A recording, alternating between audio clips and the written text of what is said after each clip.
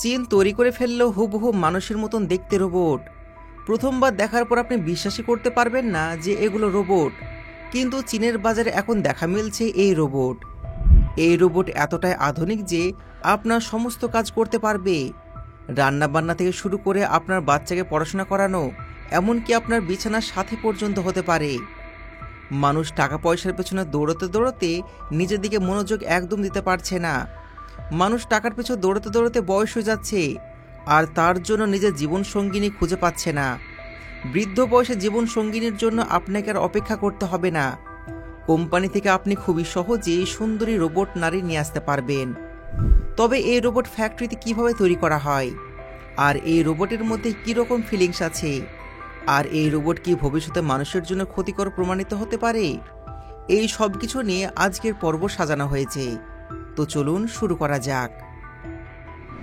চীন একাধিক প্রযুক্তির প্রতিষ্ঠান, বিশেষ করে ফোরিয়ার ইন্টেলিজেন্ট এবং শাওমি রোবোটিক্স সম্প্রতি এমন রোবট তৈরি করেছে যা মানুষের মতন হুবহু অনুকরণ করতে পারে। এই রোবটগুলোর ভিতরে কি থাকে? তো এই রোবটের ভেতরে আছে এআই ব্রেন, যা মানুষের কথা বোঝে ও শেখে। তার সাথে রয়েছে সফট সিলিকন স্কিন, যা একদম মানুষের মতন ত্বক। তার সাথে রয়েছে মেশিন লার্নিং, যা সময়ের সাথে সাথে আরও বুদ্ধিমান হয়ে ওঠে। আর সবশেষে রয়েছে স্বয়ংক্রিয় সেন্সার, যা রোবটটিকে বাস্তবিক হাবভাব দেয়। আপনি যখন এই রোবটের সাথে কথা বলবেন তখন মনে হবে যেন এটি সত্যি অনুভব করতে পারে। কিন্তু আসলে কি তাই? এই রোবট হাসে, কাঁদে, চোখের পলক ফেলে, কিন্তু এগুলো কি সত্যিকারের আবেগ? বৈজ্ঞানিকদের মতে রোবটদের আবেগ আসলে সফটওয়্যারের প্রোগ্রামিংয়ের ফল, অর্থাৎ তারা আমাদের প্রতিক্রিয়ার ভিত্তিতে নির্দিষ্টভাবে কাজ করে। তবে কিছু গবেষক বলছেন ভবিষ্যতে এআই এতটাই উন্নত হবে যে রোবট সত্যিকারের সচেতন হয়ে উঠতে পারে। কিন্তু প্রশ্ন হলো, এটি মানবজাতির জন্য ভালো হবে নাকি বিপজ্জনক? আজকের যুগে অনেক মানুষ সম্পর্কের জটিলতা জড়াতে চায় না, আর সেই সুযোগ কাজে লাগাচ্ছে চীনের কিছু কোম্পানি, যারা রোবট জীবন সঙ্গিনী তৈরি করছেন। এই রোবটরা আপনার সঙ্গে কথা বলবে, আপনার প্রিয় খাবার তৈরি করবে, এমনকি আপনাকে মানসিক সাপোর্টও দেবে।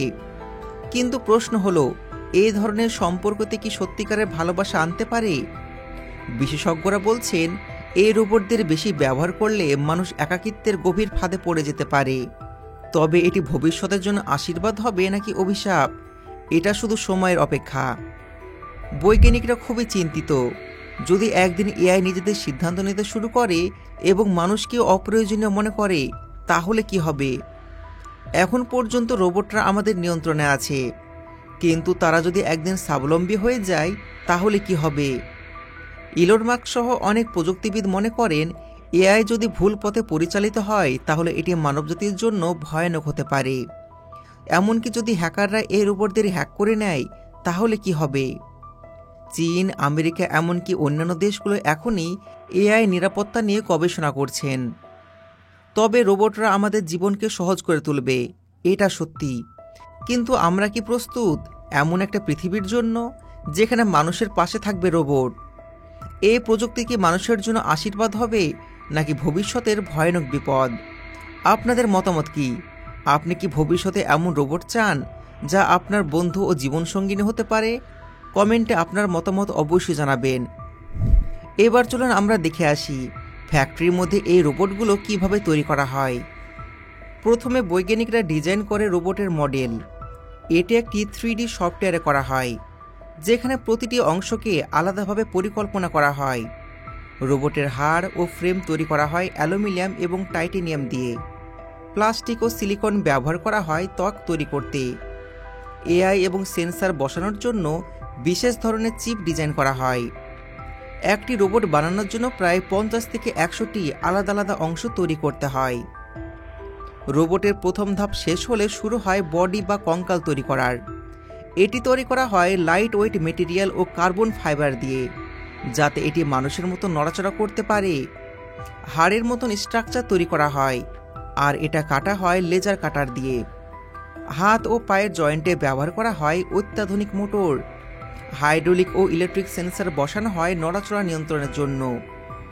এই অংশে রোবটের জয়েন্ট ও মোটর বসানো হয়, যা এটিকে স্বাভাবিকভাবে হাঁটতে ও দৌড়তে সাহায্য করে। এবার আসে রোবটটিকে আরও বেশি মানুষের মতন বানানোর ধাপ। এখন স্কিন ও মুখ তৈরি করা হয়। ত্বক তৈরি করা হয় স্মার্ট সিলিকন দিয়ে, যা মানুষের ত্বকের মতো নমনীয়। চোখ, ঠোঁট, চোখের পলক সবকিছু আলাদাভাবে ডিজাইন করা হয়।